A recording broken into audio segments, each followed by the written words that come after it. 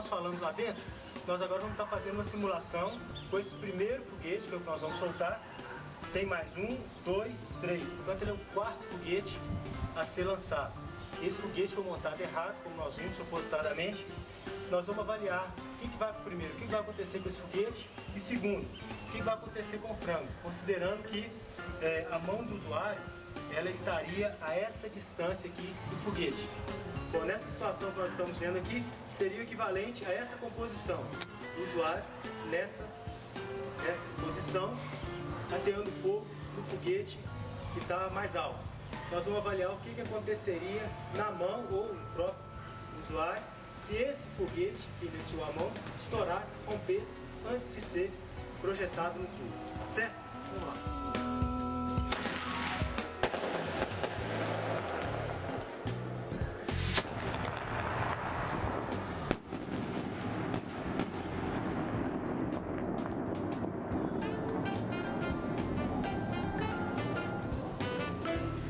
Bom, como a gente pode observar, mesmo o foguete tendo sido montado de forma errada, a expansão dos gases foi suficiente para fazer a propulsão das bombas e impedir que elas estourassem na boca do tubo. Nós vamos fazer agora uma nova simulação, usando novamente o foguete que nós montamos de forma invertida, só que dessa vez, em vez de guardar a distância de segurança, nós vamos considerar o foguete em contato com o nosso mascote aqui. E vamos ver se dessa vez também os gases vão ser suficientes para poder produzir a projeção das bombas ou se vai haver uma explosão na boca do tubo, certo?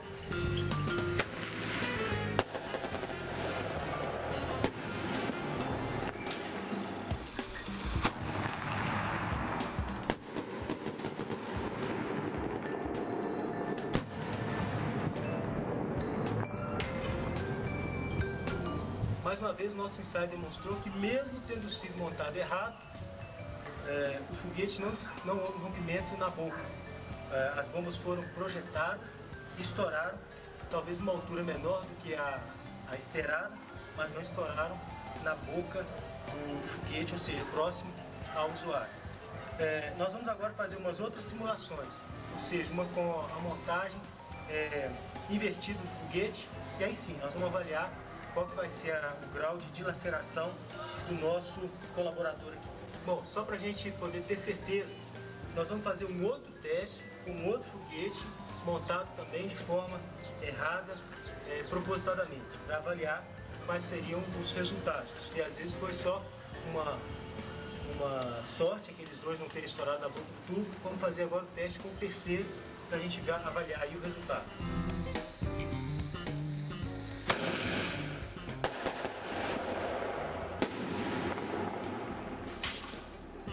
O que a gente pode observar foi que pelo ruído, muitas bombas elas não estouraram.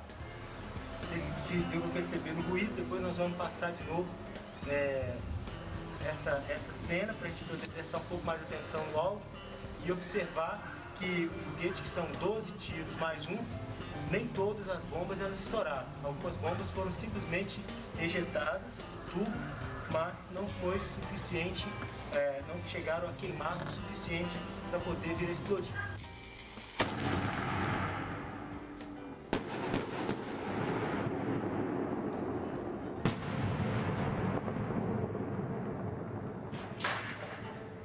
Bem, já que o nosso foguete não estourou por bem aqui na boca, nós estamos agora forçando uma situação que é tampando a boca do tubo e usando um foguete convencional. Esse foguete está montado de forma correta, não é nenhum foguete improvisado. Nós simplesmente dobramos a ponta da boca para impedir que as bombas sejam ejetadas e para provocar um resultado diferente com relação à expansão dos gases. Como aqui na boca agora a resistência é maior, a tendência dos gases expandidos vai ser procurar a parte de baixo do foguete, que é a parte que tem menor resistência. E aí nós vamos produzir uma explosão aqui na boca do tubo, tá certo? Obviamente vai ser uma situação extrema, uma situação forçada, e nosso objetivo não é avaliar o que vai acontecer com o foguete, porque isso é previsível, perfeitamente previsível, fisicamente previsível. Nosso objetivo é verificar o que vai acontecer com o frango, certo? Então vamos lá.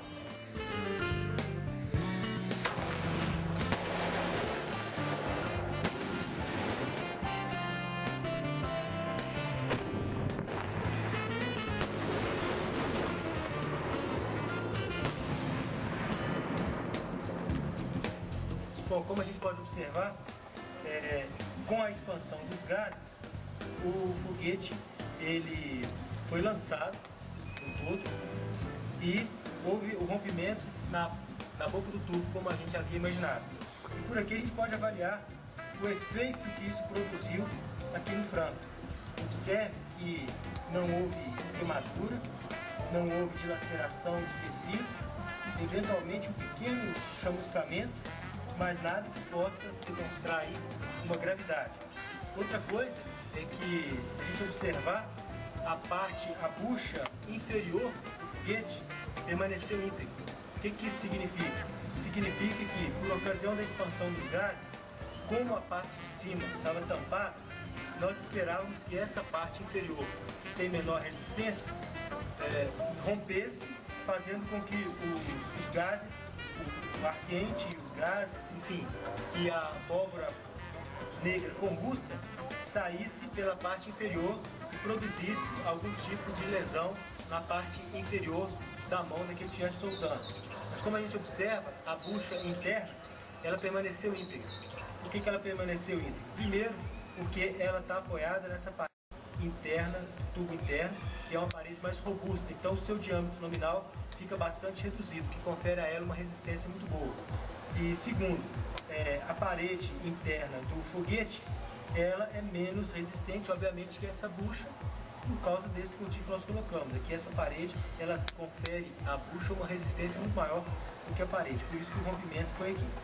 Observem que esse rompimento produziu a dispersão das bombas e, em vez delas subirem, estourarem no ar, estouraram quase que no nível em que se encontram as pessoas. Ou seja, essa situação poderia produzir algum tipo de dano e lesão no caso de ter sido lançado no meio de uma multidão. Essas bombas seriam projetadas no meio da multidão, produzindo aí algum tipo de dano físico, de lesão física às pessoas que estivessem próximas, mas não ao usuário, pelo fato das bombas terem sido projetadas, tá? Nós vamos fazer agora uma última simulação, que é considerando um foguete comum, mas agora nós vamos estar considerando que o usuário que por algum motivo, em vez de utilizar o foguete nessa posição, ele segurou nessa posição. Aí sim, os gases vão ser, a expansão dos gases vai projetar, obviamente, as bombas nesse sentido, em contato, então, com a mão do usuário. Aí nós vamos avaliar, então, o grau de lesão, de dilaceração que pode ser produzido aqui no frango, certo? Então vamos lá.